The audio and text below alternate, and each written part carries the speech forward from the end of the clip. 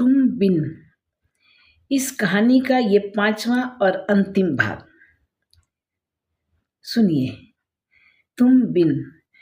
बाबूजी ने बुला भेजा। अंजन आकर बैठे। जिया जी, अब आप बिल्कुल रोना धोना बंद करिए। अब जो है उनका जो कुछ भी है, जो है उन लोगों का ख्याल करिए। सुमति कब खाना खाती है कि नहीं, किस समय सोती है, प्रताप कैसा है, कुछ खबर रखते हैं आप उनकी? बाबूजी ने धीरे से कहा, तुमसे यही बातें करने के लिए ही तो बुलाया है। मैं वसीयत करना चाहता हूँ। कैसे आपसे बात करूँ, मेरी तो बुद्धि ही काम नहीं करती। आप प्रताप को बुलाइए, उसकी मर्जी पूछिए। एक बुलावे पर ही प्रताप आकर हाजिर हो गया। उसे बाबूजी की बहुत चिंता रहती है। क्या बात है बाबूजी? अंजन जी ने बात की। बेटा, परेश के बेटे के बारे में कुछ सोचा है? तुम उसकी जिम्मेदारी ले सकोगे? मामा जी, आप कैसी बातें करते हैं? छोटू हमारा बेटा है, हमारा खून है, हमारा वारिस है। तब एक काम करो, तुम कानूनन उसको गोद ले लो। उसके पालन पोषण का भार तुम्हारे ऊपर रहेगा। ठीक है मामा जी, मैं कल ही सब पेपर बनवाता हूँ। बाबूजी ने जोड़ा। सारी संपत्ति, जमीन जायदाद सबके 2 हिस्से होंगे, एक तुम्हारा और एक छोटू का। छोटू के हर अच्छे बुरे का दायित्व तुम्हारे ऊपर होगा, जब तक वह 20 साल का नहीं हो जाता। आगे बढ़कर हाथ जोड़कर प्रताप बाबूजी के चरणों में बैठ गया। बाबूजी, आशीर्वाद दीजिए, मैं आपका सपना सच कर सकूं। अपनी जान से बढ़कर छोटू को रखूंगा, इस काबिल बनाऊंगा कि लोग उसकी तारीफ करें, आपका नाम ऊंचा हो। बस आप मेरा मार्गदर्शन करते रहिए। बाबूजी की आंखें भर आईं। इतना सब देखने के बाद अब जीने की इच्छा नहीं रही। पता नहीं ऊपर वाला और कौन सा तमाशा खड़ा कर दे। पर ऊपर से बाबूजी ने कुछ नहीं कहा। उन्हें हमेशा से ही परेश ज़्यादा प्यारा था। प्रताप की सीधी खड़ी बातें उन्हें पसंद नहीं आती थी। लता का सीधापन और शालीनता उन्हें अच्छी लगती, पर वानी की वह चंचलता उन्हें ज़्यादा पसंद थी। पर अब 13वें दिन फिर घर में जमघट लगा। बाबूजी और सुमति का कलेजा फटा जा रहा था। हर पल लगता था कहीं से दोनों बच्चे लौटकर आ जाएंगे, वह मृत शरीर सब झूठे साबित हो जाएंगे।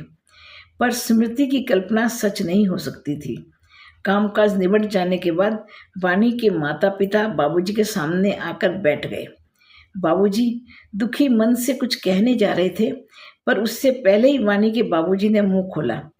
समधी जी, हमारे छोटू की जिम्मेदारी हमें दे दीजिए, हम उसे ले लेंगे।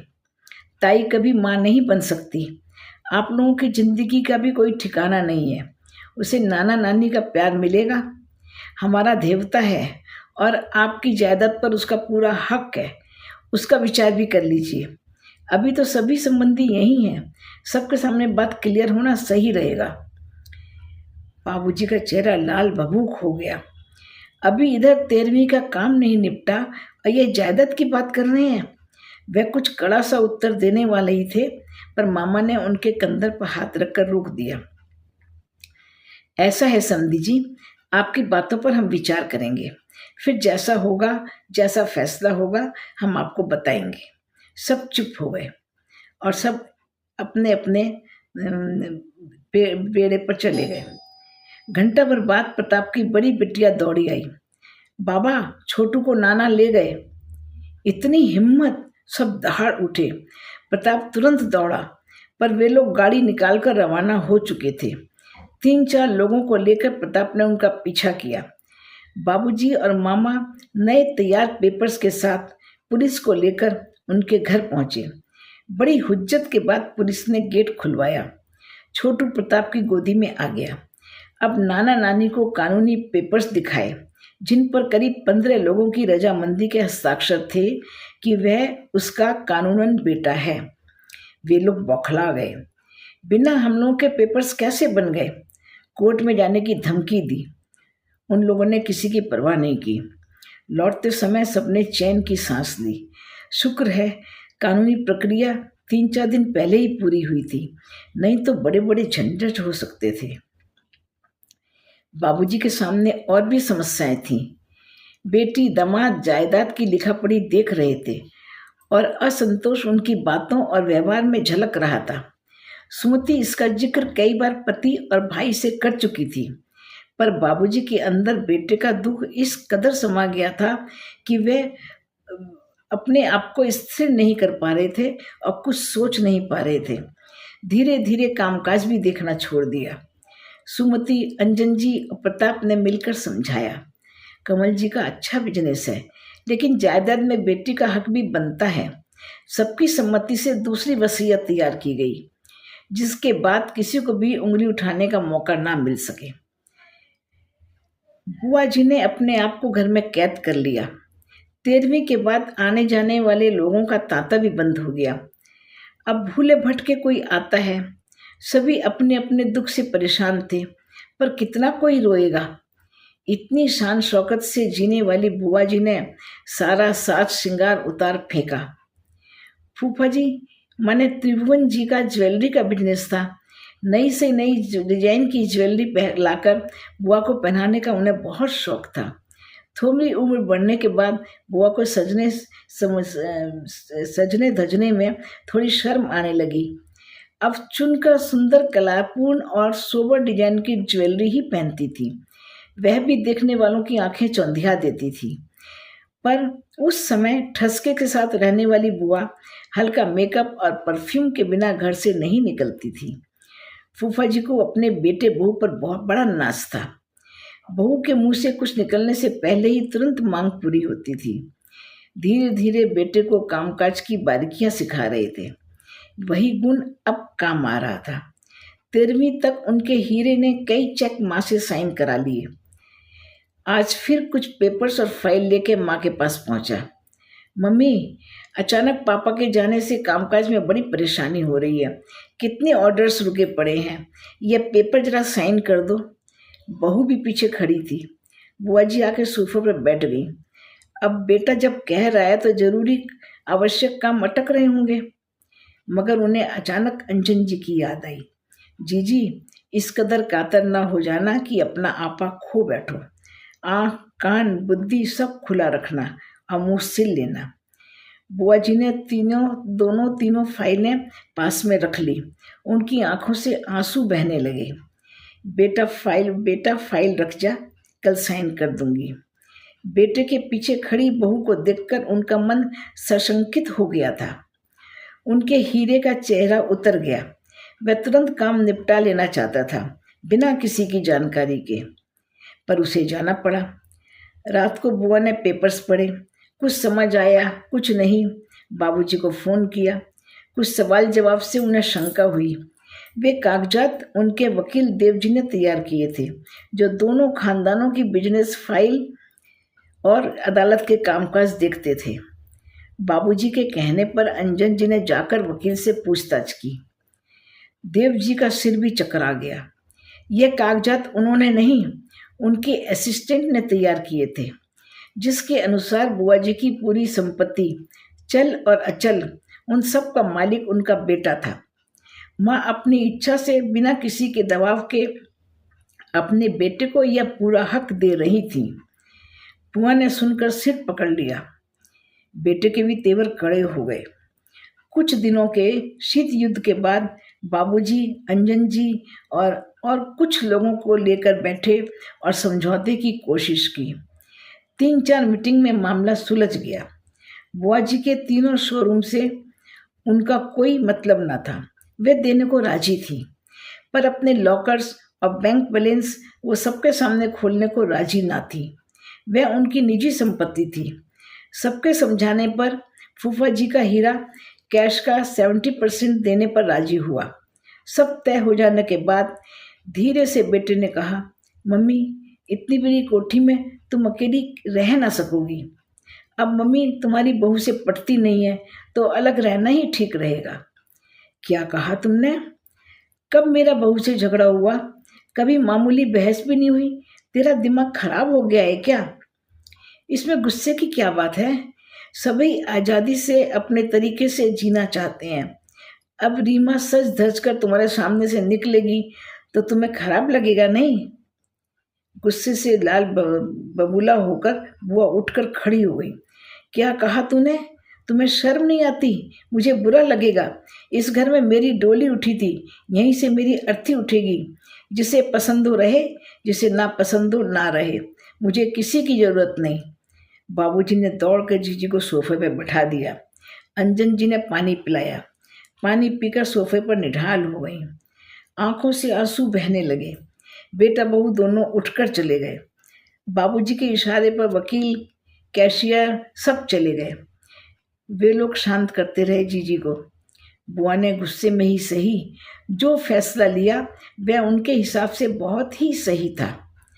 अगले ही दिन बेटा बहू कोठी छोड़कर चले गए।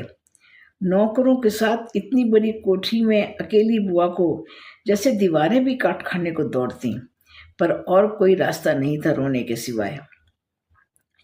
अगले दिन सुबह सुबह अंजन जी की कॉल बेल बजी।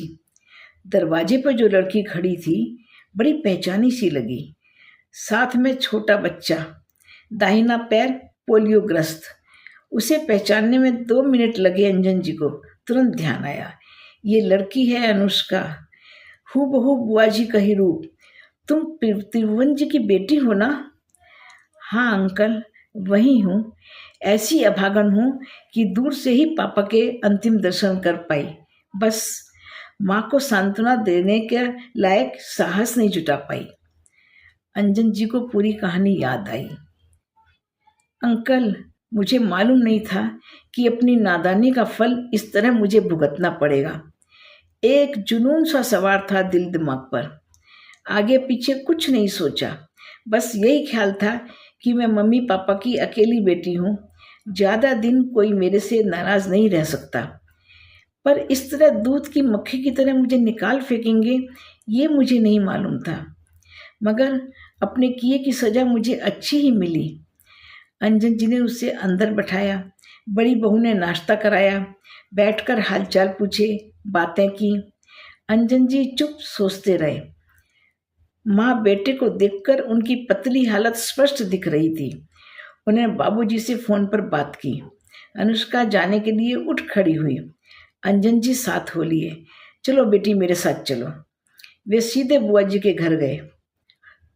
अनुष्का बहुत सहमी हुई थी। बुआ जी तुरंत पूजा से उठी थी। सामने बेटी को देखकर स्तब्ध रह गई। तनी हुई भौहें, तमतमाया हुआ चेहरा, एक नज़र बेटी को देखकर पानी पानी हो गया। दौड़कर गले लगाया। गंगा जमुना का मिलन देखकर अंजन जी वहाँ से चले गए। अनुष्का बेटी, तूने ऐसा क्यों किया? बोल, किस चीज़ की कमी थी? कौन सी तेरी इच्छा पूरी नहीं की हमने? बोल। अनुष्का माँ से चिपट गई। मम्मी, मैं कैसे बताती कि मैं माँ बनने वाली हूँ? वो तो नीलू ने मुझे इज्जत दी, अपने घर ले गया, वरना मैं कहीं की ना रहती। बेटी, कम से कम मुझसे एक बार तो कहा होता। कुछ कहने सुनने की जरूरत थी ही नहीं। अनुष्का की सस्ती सिंथेटिक साड़ी में लिपटा एक गहरा शरीर, सूखा पतला चेहरा, साथ में 4 साल का पोलियोग्रस्त बेटा। एक मामूली कैशियर की आमदनी में कितनी व्यवस्था हो सकती थी, बिना बताए ही स्पष्ट था। थोड़ी देर में बाबूजी आ गए। अंदर आए। जीजी असमंजस में चुपचाप बैठी थी। भैया, तुम्हारे जिया जी ने अनुष्का का मुंह ना देखने की कसम खाई थी। तुम ही बताओ मैं क्या करूं? मेरी तो बुद्धि काम नहीं करती। बाबूजी ने जीजी के दोनों हाथ अपने हाथों में ले लिए। जीजी, अपनी संतान को बेसहारा छोड़ दोगी? अपने दरवाजे पर कोई ज़रूरतमंद आता है तो तुम खाली हाथ नहीं भेजती। जिया जी अगर होते तो अपने देवते का यह हाल देखकर तुरंत अपना फैसला बदल देते। बाबूजी ने समझाया, देखो, सहारा दोनों को ही चाहिए, तुम्हें भी और उसे भी। रंजन जी घर लौट गए। आते ही दोनों बच्चे बाबा बाबा कहकर चिपक गए। अंजन जी का जी भर आया। सब कुछ खोकर यह रत्न मिला है। दोनों को गोद में उठाकर उनके साथ खेलने लगे। लोगों के हिसाब से अंजन जी अपने परिवार के साथ सुखी हैं। बड़ा बेटा देश विदेश के दौरे पर रहता है, पर घर के साथ पूरा लगाव है। बड़ी बहू ने बड़ी कुशलता के साथ पूरा घर संभाला हुआ है। वह वास्तव में ही 2 बच्चों की माँ बन गई है। रीता अपनी तरफ से पूरा सहयोग देती है, घर संभालने में और हर चीज़ में। छोटी बहन ही बने रहना उसे पसंद है। अपनी बड़ी इंटरनेशनल कंपनी या ऊंचे पद का घमंड कभी प्रकट नहीं करती। इस घर में ही वह खुश है। सब कुछ होते हुए भी अंजन जी का मन उनको अंदर ही अंदर कचोटता है। अपने जमाने के मस्त मौला जिंदा दिल इंसान कभी घर में बंधे नहीं रहे। महफिलें उनकी जान थी, वह महफिलों की। पत्नी से उन्हें लगाव था और वह उनके 2 बच्चों की माँ थी जिसे वह पूरी इज्जत देते थे। पर साल 2 साल में कभी 1 महीना तो कभी 2 महीना के लिए घर आना उन्हें बहुत ज़्यादा घर से जोड़ नहीं पाया। अब उम्र के इस दौर में जब अकेले बैठते हैं तो सुख के बहुत सारे तार नहीं जोड़ पाते। जो तड़प, जो वियोग का दुख वो कातर होकर छटपटाना अपने चारों ओर देख रहे हैं, उसका एक अंश भी क्या उन्होंने भोगा था? पत्नी के सुख के साथी थे वे, सामने रहते थे, पर उनकी पत्नी और ना ही माता पिता कोई सुख दुख की बात उनसे करते थे, ना ही कोई शिकायत करते थे। अपनी तरफ से भी उनको भरपूर सुख देने की कोशिश करते थे। आज जब प्रकृति के चक्र में पड़कर वे अपने घर में बंद हो गए हैं तो घर वालों का सुख दुख भी उन्हें समझ आ रहा है। अब उन्हें समझ आता है उनकी पत्नी उनके रहते कितना अकेलापन भोग रही थी। कभी कभी लगता है उसकी आत्मा उनके आसपास ही घूम रही है। हालांकि उन्होंने कभी इन सब बातों पर विश्वास नहीं किया। आज उनके अकेलेपन के साथी 2 प्यारे प्यारे बच्चे हैं जो बाबा बाबा पुकार के उन्हें निहाल किए देते हैं। 2 समझदार बहुएं हैं और एक समझदार बेटा है। जिस बेटे को वह खो चुके वह पहले दर्द था, जो अब उनके दिल को छू गया अब दुख है और मरहम देने वाले भी हैं। वह ऊपर वाले से यही प्रार्थना करते हैं इसी तरह सबका दुख सुख बांटते रहें और सबके काम आए। तुम बिन कहानी यहाँ समाप्त होती है। आशा है पाठकों को ये कहानी जरूर पसंद आएगी।